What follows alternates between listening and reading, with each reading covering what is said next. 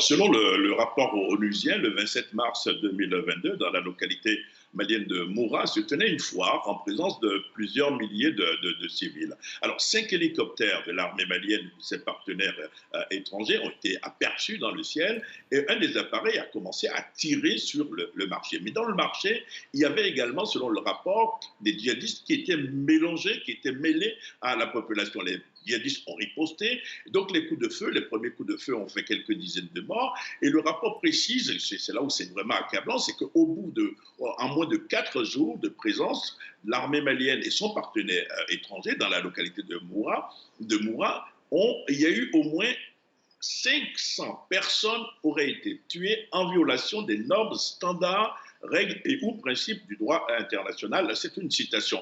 Les hommes à exécuter auraient été choisis sur des signes comme le port d'une longue barbe les rendant suspects, précise également le rapport. Le rapport parle également de cas de viol, de cas de torture qui ont été signalés et que les victimes auraient été inhumées dans des fosses communes. Et quelle est la responsabilité précise de la junte au pouvoir et de l'armée malienne?